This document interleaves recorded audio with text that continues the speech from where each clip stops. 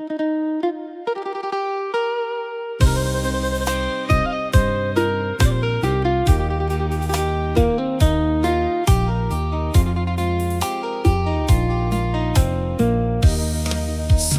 ឡេងខ្លុយលួនស្រទន់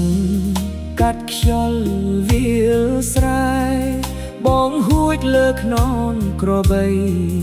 នឹកអូនរាល់ថ្ងៃព្រឹកព្រលឹមអាប់ស្រទន់គង់វាលក្របីចេញស្រែជើងដើរលើភក់ទន់ជន់ចិត្តបងនឹកអូនឥតលះហែសំឡេងហួចបកតាមខ្យល់ឲ្យដឹងថាបងរងចាំសង្ឃឹមអូនឮពីចំងាយដូចថ្ងៃយើងធ្លាប់ច្រៀងរួមគ្នាវាលស្រែបៃតងនៅដដែលតែគ្មានអូនក្បែរបងសល់តែសំឡេងហួចឆ្លើយពប់នឹងខ្យល់ងាតបងហួចលើខ្នងក្របីហៅស្នេហ៍ដែលឆ្ងាយទៅ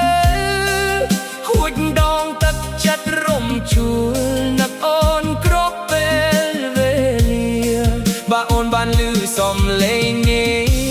សូមវិលមកស្រុកស្រែវិញឲ្យបងបានដឹកក្របីជាមួយអូន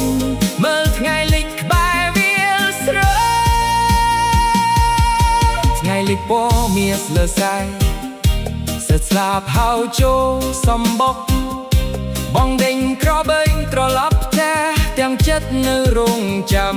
ស្នេហ៍ដាំថ្នោតឈរយាមផ្លូវចាស់ចាំរឿងយើងពីមុន